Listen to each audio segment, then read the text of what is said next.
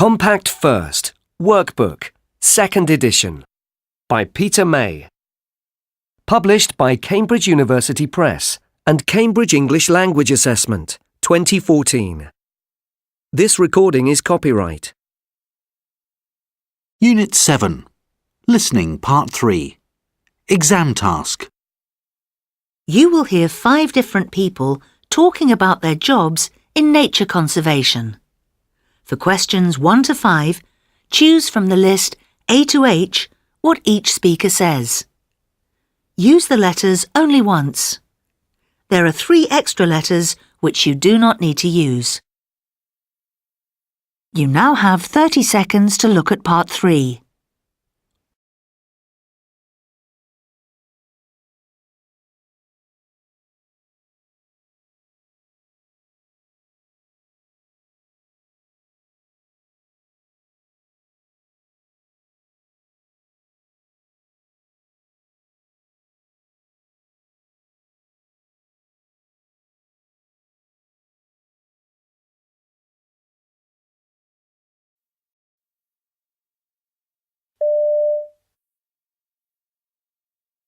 Speaker 1. After completing my degree, I went into teaching for a while, and I'm now a nature reserve manager, which isn't a position I ever imagined myself having when I was a kid. The hours can be long, but I do get a bonus for working evenings. One of my responsibilities is to watch out for people damaging the reserve in any way. That can range from picking wild flowers and letting dogs run free to illegal hunting and deliberate starting of fires. That happened last year, and the effect on local wildlife was something I hope I'll never have to see again. Actually, the police are now training us in information gathering and observation techniques, and even showing us how to set up our very own crime scene investigations, so we're doing what we can. Speaker 2. I suppose I've never really considered any other career. The idea of it was a childhood dream and that's never changed, so I'm really lucky to be doing this, especially as I'm not a graduate. I was actually going to do a degree in biology like my best friend Marcos, but I didn't want to have to take out a loan to pay for my studies. Of course, the job has its disadvantages, such as being outdoors in the middle of winter or working on Saturdays for very little extra pay, but it's rewarding in other ways. This week, for instance, I'm taking care of some old trees in the park. These are really old. They've been around for several hundred years and will last a lot longer if we look after them properly. Speaker 3. Since the Wildlife Association took me on, I've been involved in a project to convert an area of farming land into a nature reserve.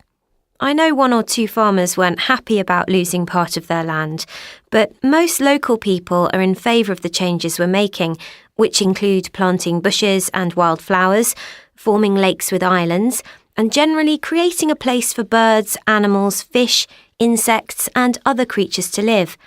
It's a great job to have. Not just because you're doing something worthwhile, but because you often make friends with your colleagues. It's best to have experience before you apply, which is why I first did unpaid work for a year, helping to clean up beaches near my hometown. Speaker 4.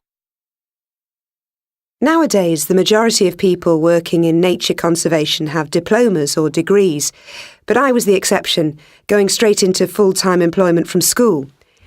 I remember as a kid, my school friend Eva Martin used to talk about working with nature, and later on she did actually look at the possibility of working in conservation. But although she decided in the end it wasn't for her, she suggested I might be suited to it. And I'm so glad she did, because although the salary is quite low and stays the same no matter how many extra hours you put in, I've thoroughly enjoyed every minute of it, even when I've found myself working well into the evening. Speaker 5. For the last 6 months, I've been carrying out a wildlife survey, observing how some creatures have increased in number while others have declined. For instance, there are fewer deer around here than there used to be, and although some people are rather upset about that, the fact is that those which remain are much healthier. I actually graduated in environmental conservation just last year and was taken on here straight away, which was ideal because I love spending my time outdoors. It's a wonderful job. So good that I would probably still do it even if they didn't pay me. But please don't tell my employers that.